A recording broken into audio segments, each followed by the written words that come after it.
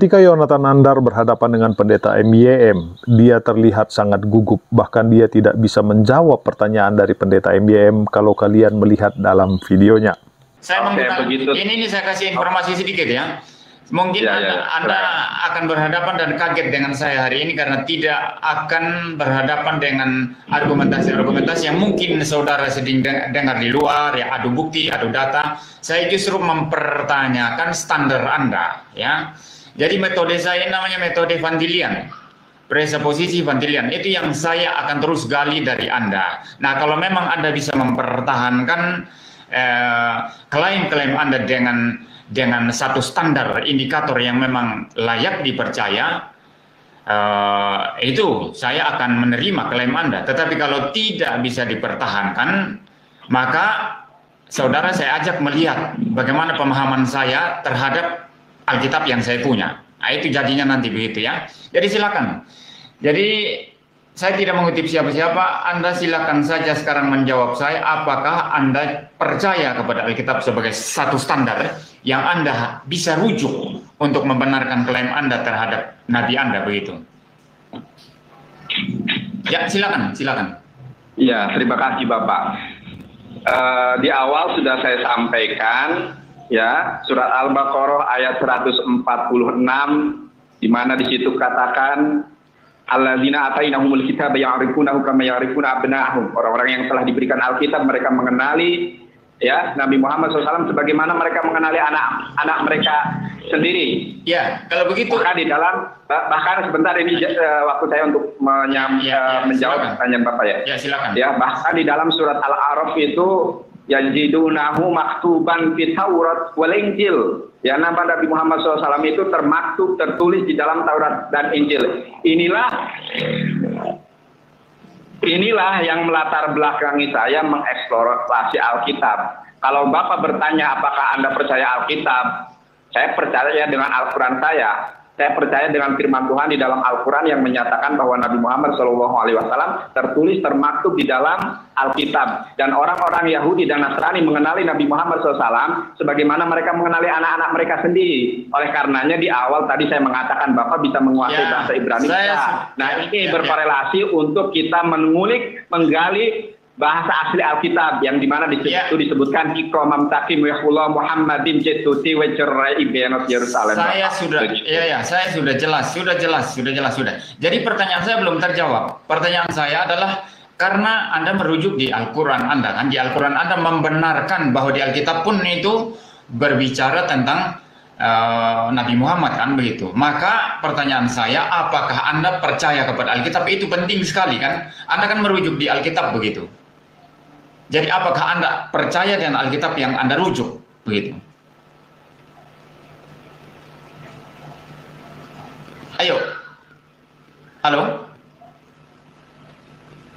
Halo?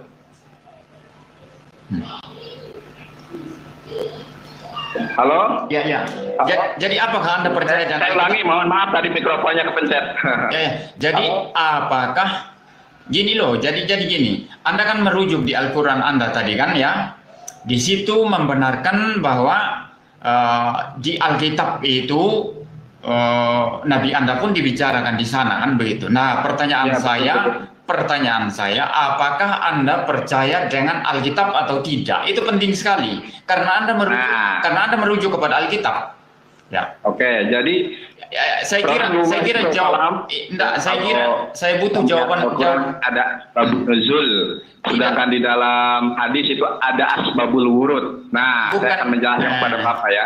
Pertanyaan Bapak itu hampir serupa atau bisa ya dijawab dengan hadis Nabi Shallallahu Alaihi Wasallam. Jadi Nabi Muhammad SAW itu pernah didatangi, bukan Nabi Muhammad SAW, Umar kalau tidak salah itu. Umar pernah didatangi oleh orang-orang Yahudi atau orang Nasrani membawa Alkitab begitu.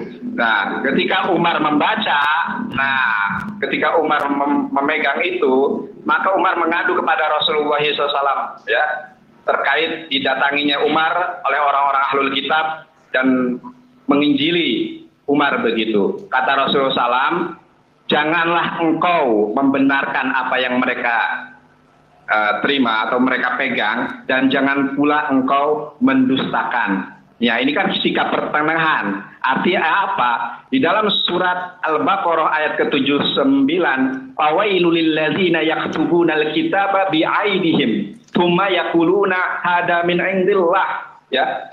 Kecelakaan besarlah bagi orang-orang yang telah menulis Alkitab dengan tangan mereka sendiri, lalu mereka mengatakan ini dari Allah. Ya sudah, sudah. Halo. Ya, halo.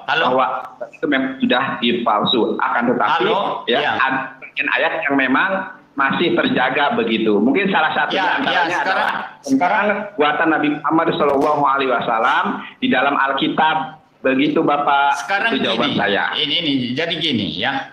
Anda merujuk Alkitab ya, merujuk kepada Alkitab, ternyata tidak berani dengan 100% dengan yakin mengatakan itu adalah standar, itu adalah firman Tuhan, standar indikator yang bisa saya rujukkan. Anda tidak berani itu. Sebetulnya di sini Anda sudah lemah ya.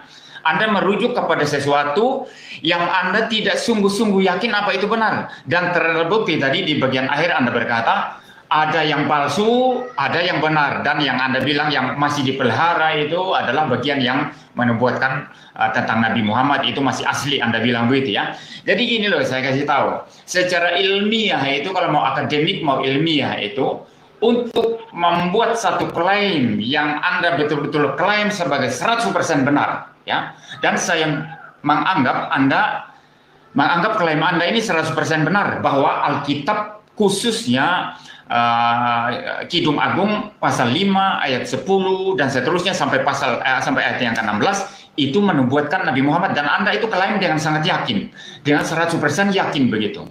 Nah, untuk klaim yang Anda buat 100% yakin, Anda mesti berdiri di atas satu standar yang Anda juga harus yakin itu 100% benar. Kalau tidak, Anda membuat satu klaim yang pasti di satu sisi, tapi dengan menggunakan standar yang goyang di satu sisi. Ini kelemahan Anda. Secara ilmiah ini tidak bisa dipertanggungjawabkan. Yuk silakan bicara dengan ahli-ahli ya, profesor, orang akademik akan ditertawakan. Kalau standarmu masih engkau ragu-ragukan, sebagian asli, sebagian palsu, lalu kemudian dia begitu berani mengatakan, mengenai ini saya yakin 100% bahwa Nabi saya dinubuatkan dalam Alkitab. Sedangkan Alkitab sendiri Anda anggap ada palsu, ada benar, kan begitu. Jadi tidak bisa ya, Anda akan ditertawakan secara ilmiah, secara akademik begitu ya. Ini yang pertama. Yang kedua, yang Anda harus sekarang pikirkan. Anda tadi berkata sebagian palsu sudah dipalsukan, sebagian itu benar, kan begitu. Sekarang kalau saya menantang Anda, misalnya ya, kalau saya menantang Anda untuk menunjukkan kepada saya mana yang asli, bagian Alkitab yang asli, mana bagian Alkitab yang palsu, itu ada suara-suara Mas Nandar, ada suara-suara itu. Ya. Sudah. Ya, tolong ditenangkan dulu ya, Mas. Santai aja, Mas. Ya, santai aja. Jadi gini. Jadi sangat santai, Pak. Gini.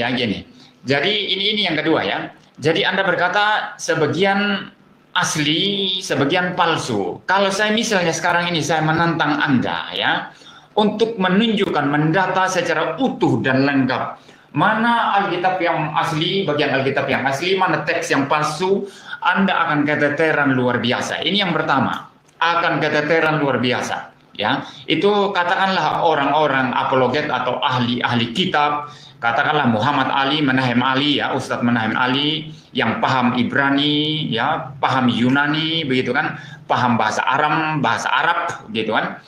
Dia akan keteteran kalau saya tantang. Coba tunjukkan yang asli. Ini baru-baru saya coba suruh tunjukkan mana yang asli, mana yang palsu. Yang kedua, saya akan tanya lagi, indikatormu ya, standarmu untuk menyatakan ini asli, ini palsu apa? Namanya ini adalah bentuk inkonsistensi ya teman-teman. Susah sekali. Nah ini adalah bentuk inkonsistensi berpikir yang jelas. Nah, jika seseorang menolak Alkitab sebagai kebenaran, maka mengutipnya untuk mendukung klaim adalah tindakan hipokrit dan manipulatif.